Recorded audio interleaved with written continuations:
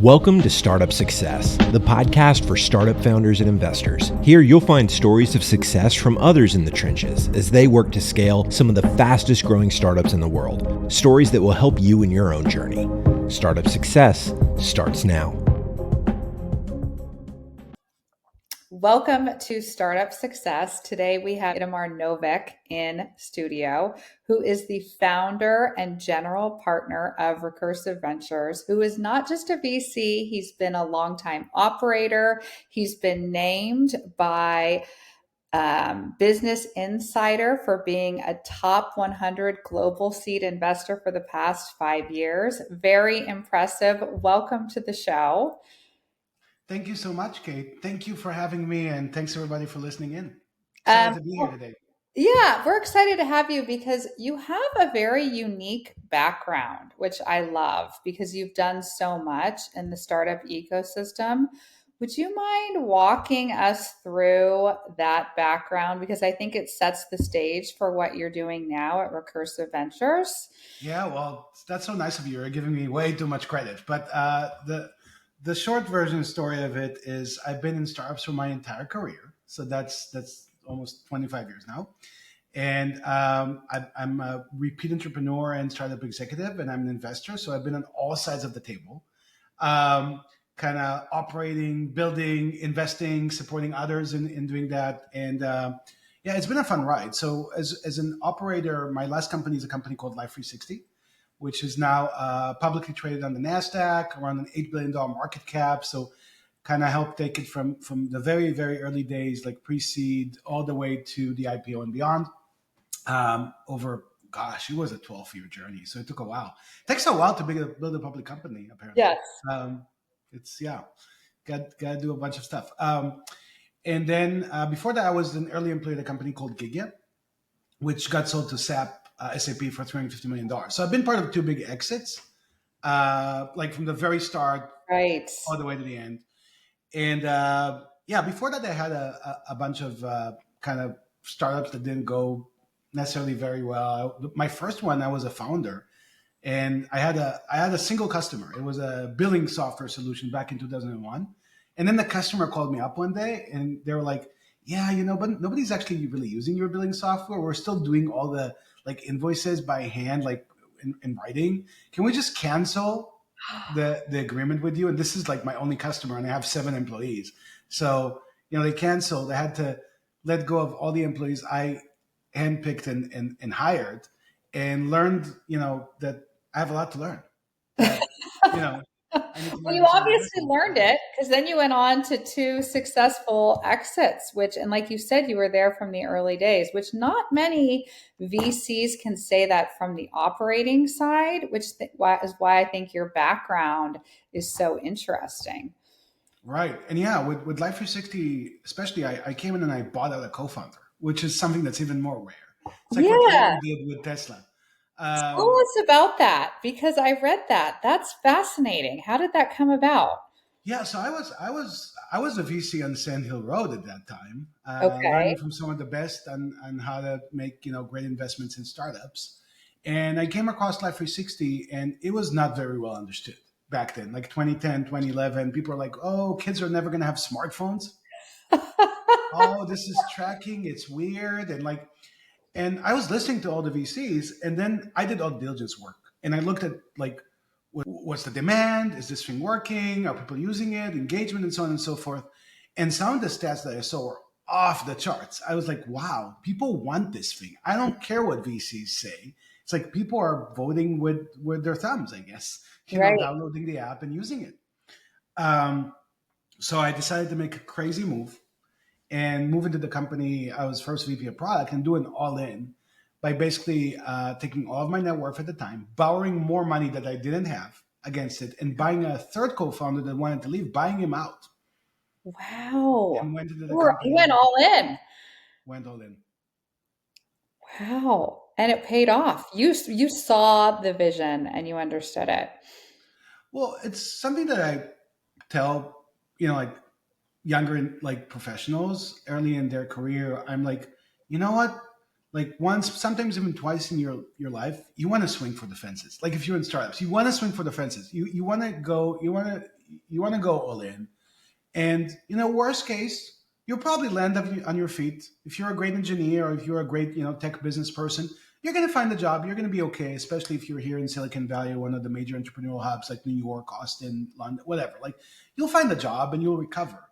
But if you do go all in, if you take that big swing and works out, it will be career changing and potentially also life changing, right? Mhm. Um, so I think if you don't try, like maybe once, you might regret it. I don't know. It's individual. Like I just give advice. I'm not saying it's the right thing for everybody, but for me, it was the right move. And I was like, okay, I'm putting all my money into this. I'm taking a loan.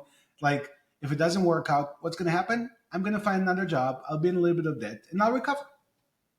Incredible. So you came in, you helped out with like product and the whole go-to-market strategy. Well, actually, I came in as a VP of product, and I switched to COO. Then I switched to CFO and CBO. So I moved over from the product side to the business side, and I eventually was the CFO that took the company public. So Wow. uh, uh, I did every single role in Life 360 other than being the CEO or CTO. You did. What an incredible ride, and congratulations. It is, I'm an avid user. So, and even more so with kids in college. Like, yeah, these young parents think they need it. Well, let me tell you, you really need it in college when their kids are in college. It's a great app. It's incredible. You'd And be I paid for it. surprised how many college kids use us. I'm a visiting professor at the Huss School of Business. Oh, I live next to great. Berkeley, and that's where I graduated from. And I always start like when I'm in class as a guest, I always start by asking with a show of hands how many. But like they're kids, right? They're undergrads. It's like business 101 courses or Mhm. entrepreneurship 101 courses. So it's like with a show of hands, how many kids here know or have Life 360? And it's 90%. It's like so many college students now use us. I It's great. believe it. I believe it because we won't pay for their phones unless they use it. Okay, so what an incredible background. So this must make you really well suited for investing because you've done it all. Tell us about Recursive Ventures. Your Yeah, absolutely. yeah, I So I've been yeah. investing in startups for the last 15 years while I was building Life 360 because I came from a VC background. And then I started Recursive Ventures back in 2014, and I kept deploying Oh, capital. really? Yeah, Oh, yeah. so you're doing both. I was doing both. You're a go-getter. And I've been very fortunate to have been early on investing at the pre-seed stage, actually at inception, into two decacorns and another five unicorns. So multiple hits, I guess, that I was lucky to be part of early on as a small investor. Um, and it kind of it's like a snowball, right? I started in 2014, and the first fund did really well. And then in 2018, a bunch of other people, I wasn't even fundraising, like a bunch of other people approached me in 2018, and they're like, "Oh, this is great! Like you invested in Honeybook and Placer and like all these unicorns, made mobility. Um, why don't you do more of that?" And I was like, yeah, but I got a full-time job. So I'll do it on the side. Like I do, evenings and weekends, and I'm not going to take any fees because I don't think that's fair. It's not my full-time job. And I ended up doing another fund in 2018. And then in 2022, after I was at Life 360 for, over a decade, and it's a public company already, I just saw this huge opportunity that's happening with AI. Coincidentally, I was at Burning Man and I was next to Sam Altman's camp, and I saw ChatGPT before it came out, and I No already had some way. companies that were working with GPT-2 and 2.5. So I knew I didn't know exactly how big it's going to get, but I was like, wow, this is game changing. So I decided to leave Life 360 and go all in on scaling up Recursive Ventures as a venture fund that's focused on supporting AI founders at Ah. inception stage, and sort of double down on that because I believe what we're seeing now with AI is unprecedented. Like we haven't seen anything like this before. This is like the equivalent is the invention of personal computing, I think. I agree. I saw a pitch book presentation this morning and it was all about AI and it's everything right now. I agree. So much to ask you about this. First of all, so you were early on AI if you were at Mhm. Burning Man, and so tell us like what you saw, how you like your thoughts around AI because Rarely do you get a chance to talk to somebody who was this early on it. Yeah, so I've actually been investing in AI since 2012. But Wow. yeah, I did. I have multiple AI companies pre-generative AI, Okay. pre-LLMs, right? Okay. So I mean, and I'm not the only one. There's been a lot of amazing investors who have been supporting AI projects for a while now. We had like old school machine learning and NLP, natural language processing, computer vision, right? Companies like Mobileye have been around for a while. So AI is not new, but what's happened since 2022 is absolutely insane and is new. And that is that this kind of generative AI technology, if you will, has really completely transformed this space and has basically boosted like hyper. It basically took all the AI that preceded it to the whole to like the whole next level. And then it also enables so many more things. But here's what's fundamentally different, I think, with what started happening in 2022 and what's happening right now. We're moving from an era where we have computers helping people get more productive to Mhm. an era in which AI is actually replacing the work that humans do. That's the fundamental shift. Wow. So, like, you have like the internet made us all connected so we can more productively, communicate and transact, right? Then Mhm. mobile made that really like you have that in the palm of your head. You have the internet with you anytime, anywhere. And then cloud came about and that enabled like delivering software very easily in a cheap way that makes it accessible, usable for everybody. So all those waves basically made us more productive and made software better for us to leverage, right? This thing is different. That's why I think it's like the invention of the personal computer, because now we have machines basically doing the work for us. Mhm. That's the big shift. And it's happening as we speak. It's not going to happen overnight, but it is happening. And we should prepare across the board as a society, culturally, businesses, individuals. It's going to be a wave like we've never seen before.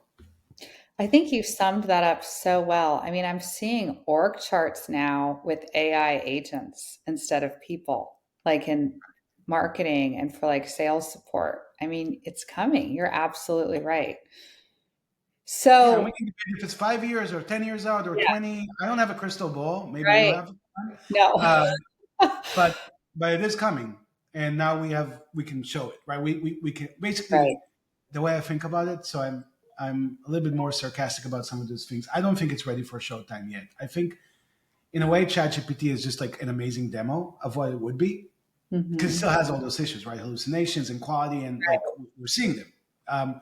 So it's an amazing demo, but guess what? That demo is going to be a reality in 10 years, and it will work, and it will work well. So well said. So let me ask you this because you know you have such a good handle on AI and you've been investing in this space for so long. What do you look for? I'm sure you get asked this all the time because you've had so much success. Like, what are you looking for with your investments? Yeah, absolutely. So I'll respond to that in two different buckets. The first Okay. bucket is the same stuff that all VCs look for when they want to back founders that they believe in, and that is, having the right team in place.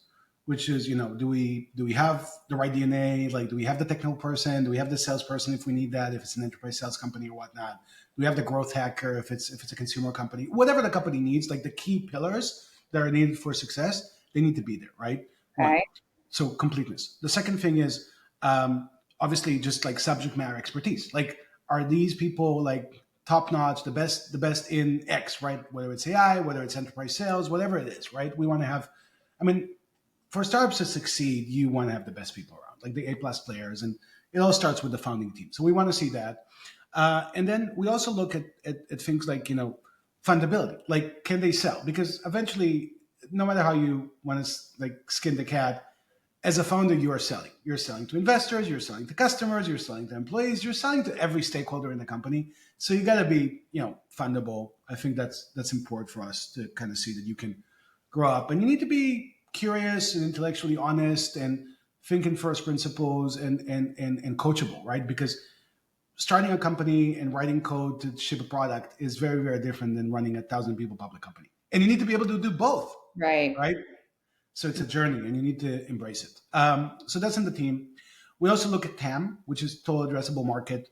What I've found the hard way is even if you have the best team and the best product, but it's really addressing a small market, yeah, it's never really going to get big. Yeah. It shouldn't be venture backed. So we're very critical in understanding on like, is this big enough, right, to warrant venture? And if, it's perfectly okay if it's not. It Right. doesn't mean. I mean, people like have all these bad connotations around like lifestyle businesses. I don't think about things this way. Like, if you can put $1 million in your pocket as a business owner every year, that's amazing. And who cares if it's venture backed or not? Just go ahead and do it, right? Um, but there's a class of businesses that need venture, and it makes sense. Like, you're investing in R&D ahead of time, you're investing in like grabbing market share, your Uber, whatever. Like, then yeah, go raise venture capital money, but only do it because you're looking at a $10 billion prize, right? So TAM has to line up. And then the last thing, this is the second bucket, which is more unique to us, is how we think about AI. Mm. And we have a whole thesis around AI moat. And the basic idea is, if you don't have a moat, if you're just like a thin wrapper on top of ChatGPT, then the music is going to stop at some point. I don't know if it's going to happen now or 10 years from now, but you'll just have like 20 competitors who replicate what you do with vibe coding over a week. And they're going to push the price on this thing to zero or zero margins, and you won't have a valuable company. So we focus on understanding, it's a lot of stuff, but I'll just try to distill it into like one question of like, okay, dear CEO, you're ahead today. Explain to me why and how you'll be ahead 5 years from now. Like, at least 1 year ahead of all the competition. Why? Yeah. You're absolutely right, because in that space, there's so much competition that can come about. So you have to be, yeah, And especially with vibe coding, it's like something that took a year for 20 engineers to build can now be built over a weekend. right. So how do you deal with like basically an endless number of new entrants into your market? Yes. And so are you finding a lot of companies still that meet all this criteria? So you're excited about what's out there. Absolutely. I mean, I've already backed 31 companies in this fund, in Recursive Ventures 3. And some of them have data modes. So they have unique data, or they have unique ways of processing data.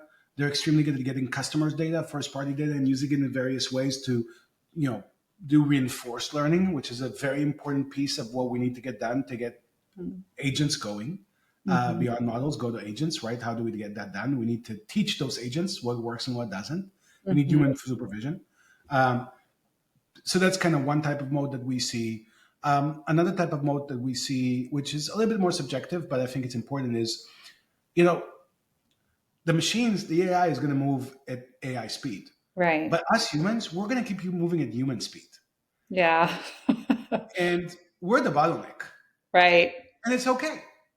It's like, so whoever figures out in each and every vertical how to best, engage, how to have AI engage best with humans, best user experience, how to get feedback, how to get humans involved. What's the decision point for the AI where it stops and it's like, okay, I'm gonna go ask my human because I'm not sure, right? I'm gonna give that human confidence, trust, like I'm 99% sure that this is the answer, but you should check, right? Or no, I'm 100% sure this is right. You don't have to check, they're human. I got you, right?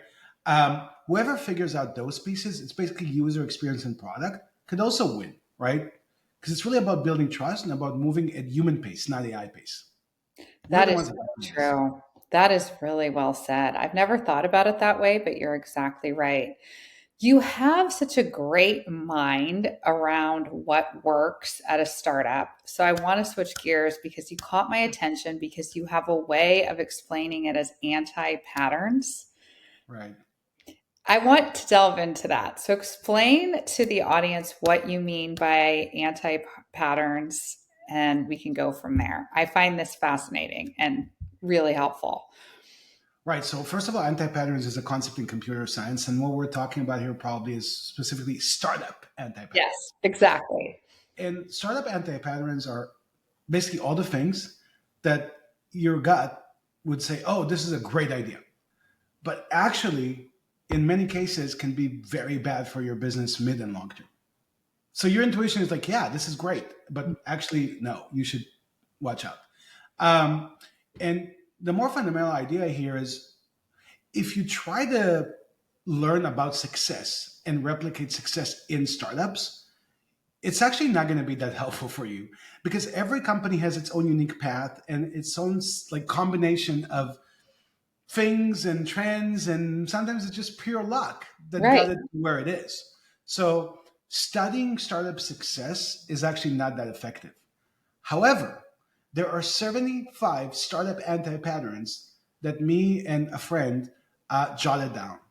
And we believe you can teach failure. You can teach how to avoid failure. It is repeatable. If you make sure that you don't make those 75 mistakes in your startup, your odds of success are higher to the degree that's higher than trying to learn why Brian Chesky at Airbnb succeeded. That's basically the point that we're trying to I make. love this because so many, you're right, so many founders study like these successful startups, but the market conditions, the product, they're all so different. That's not the way to go about it. So I love this. But the 75 anti patterns, many of them apply to any startup company. And if you avoid them, you're de risking your startup. And here's one thing that I tell my founders very often it's like startups is such a risky business. I mean, gosh, like 99% of companies go out of business. That it's just reality, right? Even if you're great, you're likely to go out of business. So, in a way, especially with the CEO founder, because this thing is so risky to begin with, part of your job is actually de risking. Right, right. So you've identified these 75. Do you have them somewhere where everyone listening can go read them all? Oh, absolutely. They're all up on my blog at itamarnovick.com. Perfect. Okay, great. So I'm going to encourage everyone to go check it out. Second, can you give us an example of two of an anti-pattern and okay, great. Yeah. So this is something that I see pretty often, especially with younger founders, and we call it elephant hunting. So yeah, no, it's real. Well, not actually Yeah, elephants. We don't want to do that. right. That's a bad thing. But it's like that shiny pie in the sky $1 million contract with Google.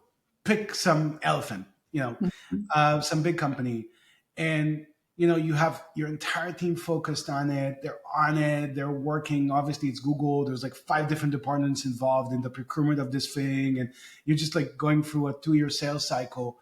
And a year in, you just figure out that this thing has sucked all of your team's time. It still has low probability of actually landing, right? You've Yes. devoted all your time and all your energy, or like significant portion of it, to this one contract. And by doing that, even though it's this pie in the sky, amazing, contract, you've actually really slowed down your company instead of working with faster, more nimble potential customers, learning from them, getting the wheel of like insight, right? Like what's working, what's not with customers. You should have been so focused on this one big customer that basically you lost your company in the process. And this happens very often, right? Sometimes founders do it because they really feel like that Google contract is going to motivate the team and we're going to raise more money in the back of it and stuff like that. And sometimes they're right. It's not a black and white. It depends. But very often I see them dragged into spending so much energy and then, the thing doesn't work. And then they're out of business, right? That's an excellent example because there's a time and there still is when it was all about getting that logo, those few logos. And you're right. If you find yourself hunting that one logo, right, and it's slowing everything else down, it becomes, I love that analogy Don't to, put all your eggs in one basket. You yeah, nailed it. yeah. It's great advice. Okay, can you share one more and then I'll promise everyone will have to go to your blog to read the others. Yeah, sure. I mean, another classic one is platform risk. So this is like if you were Zynga and you were building on top of the Facebook, platform, what does that mean? It means that they can shut you down any day. So um, there are platform businesses, like businesses sitting on top of platforms that work, but the risk is there. So I always ask founders, how do you de-risk that? Is there a way to get out of Facebook, get out of iPhones, get like how do you make sure that as you scale, you have a direct and independent, you know, line to your customers that doesn't rely on other people, because other companies, because they might not be there for you, right? They might change gears. I mean, we've seen this with LinkedIn, we've seen this with Twitter, where they're like, somebody wakes up one day, it's like booting out all my developers. I Right. don't care about my APIs and platforms anymore. And then when that happens, you see who's actually like prepared ahead of time and has alternatives and workarounds, and who's kind of, left there standing. It's like, we're out of business. So platform risk is another one to take into account. So helpful. And did you come up with these like like through your work as an investor and an operator? Like, yeah, just Yeah, it's a combination. But at the same time, I should also give credit to my colleague Simeon Simonov, who's the one that originally mapped all this and has been working with me and writing all these down, like showing folks real world examples of it. It's born out of his and mine experience as operators, mostly less as a VC, but more as an operator. that's great. I can see where that would be very helpful. How are you feeling about the startup ecosystem today? Like, are you feeling pretty excited about it still? We get mixed signals. Yeah, it's interesting. There's a bunch of things happening all at the same time. So the first one that I think is true is that everything is now getting sucked back into Silicon Valley. This is the epic center of AI. Everything is here. OpenAI is here. Databricks is here. Like all that infrastructure, all the building blocks of AI are all here.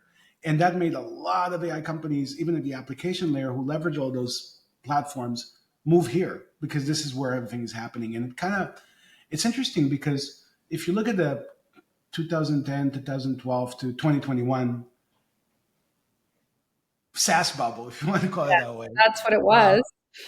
sort of, then it was actually based more on business model innovation of like cloud or marketplaces, right? Uber, Yep. Airbnb, it's a business model. Right. And you can replicate that anywhere in the world. So like suddenly Austin pops up, and even Miami is a startup destination, and Berlin and London and all those Mhm. places. And now I think we're seeing the reverse. I think we're seeing everything get sucked into Silicon Valley, and the rest of those entrepreneurial ecosystems are kind of lagging behind. And I think that's the new normal. Wow. Um, and further, it's no longer about business model innovation. It's about hard tech, like PhDs sitting there and training models. It's Yeah, complicated, right? it is. You need the technical expertise. This is back to basics, back to deep tech, back to R&D. Right. It's so true. We have these founders come on with their AI startups and the really good ones. I have to have my A game to interview them because it's so complicated, right? Back like, Yeah, you got this. I know but you do. it is. It's like 4 years ago, you're talking, like you said, about just things that are kind of intuitive. This is hard This is stuff. super hard. So I'll get back sucked back into Silicon Valley, deep tech, hard tech, too. Yeah. The third thing is like this. So every disruptive wave builds on top of the previous waves, right? So like again, mobile, internet, like this one, AI is the biggest. It will go the fastest and will be the most impactful. So what I mean by that is there are people, and I sort of subscribe to that notion of like, okay, so tech today is 15% of global GDP, 12 to 15, pick a number. It's something in that range. With AI actually replacing labor, both white collar and blue collar, can it be 50% of GDP? Wow. And all that in Silicon Valley. So I actually think we're going to wake up 10 years from now, and there will be 10 to 20 new $1 trillion plus companies in Silicon Valley that did not exist before. Wow. Like the amount of value creation is going to be unprecedented. I love that you're calling this out this way because I think you're really onto something. Yeah. And then let me add the fourth dimension, which is worrisome, especially for us as a society. That value creation and wealth generation is going to be concentrated in a smaller number of companies, Hmm. which is what's hard. And that what leads me to what is happening now today in Silicon Valley in startup funding, which is we have the have and have nots. And Yeah. it's so clear, right? You have people spinning out of OpenAI with no idea or a dumb idea, but have the right research skills, and investors putting millions and tens of millions of dollars behind them, really for no reason Mhm. yet. And then you have amazing, bright, experienced repeat entrepreneurs who are doing something that's not quote unquote sexy in AI, and they can't get like basic funding. Um, so I think this kind of era of have and have not, I think is going to keep going. And I think it means that we'll have leadership, value creation, wealth generation concentrated in a smaller number of people. At the same time, we have people losing their jobs because of robotics and AI. And that is a disaster. That is a recipe for disaster. So from a society Society perspective. Yeah, no, you're right. yeah, we'll have a lot to deal with. And I've already voiced my concerns and even pointed out, people like Sam Altman going to Congress and saying, no, people are not going to lose their jobs. That's digging your head in the sand, man. Like, as a society, we should step up and we should understand that there's this tsunami coming that could rip us apart, right? We already have enough controversy and extremists in this, extreme views in this country. This is not about politics. This Right. is No, about I how know. do we as a society make sure that we don't dig our hand in the sand and understand that we have to reskill and upskill people here before they're going to find themselves without a job and wondering what they're going to do with the rest of their lives. I think it's a great point. And, we have examples in history when we didn't do that around industries and it was, the impact was significant and negative. So I think it's a great point. And I think I appreciate you speaking about it candidly. This is, yeah, super helpful. We're at time and I could talk to you forever, but we always wrap up the show. One last question. Last parting words of advice, wisdom for those early stage startup founders listening. If you could leave them with one other thing. Yeah, maybe. I mean, there's a few, but I'll pick one. So, whenever you see a new disruptive wave of technology come in, you just jump in the wave, and you jump in the wave first, and that's how you win. And even if it completely undermines everything that you've been doing so far, you need to find a way to navigate and pivot and figure it out. I have founders who are like pre-generative AI running those companies, and they're like, "Oh, we're going to be okay. We don't have to pivot into this." Nope, that's the wrong approach. You just need to jump in that wave. The sooner you jump in that wave, the sooner you embrace it, the sooner you change your company to embrace that wave, the better off you'd be. And no, punting this down the road is not the solution. I love how you've spoken so real, like you've gotten real with us. It's really very, very helpful. Thank you so much. So, for those listening, tell us your blog again. Itamar Novick at Gmail at itamarnovick.com. Sorry. Okay. And then tell us where listeners can go learn more about Recursive Ventures. Well, there's obviously the recursiveventures.com website, but the Yeah. best way I'm on LinkedIn daily, Okay. writing about VC horror stories, about startup anti-patterns, about what's going on in AI. Just follow me on LinkedIn, Itamar Novick. I'm the only Itamar Novick, ITAMARNOVICK out there, so it should be pretty easy to find. Thank you. I follow you on LinkedIn. That's how you caught my eye. So wonderful to have you on the show. I know you're super busy. Really appreciate your time. You shared so much. Thank you. Thank you so much, Kate. Thanks for having me, and thanks for everybody listening. Hope to catch up with everybody soon.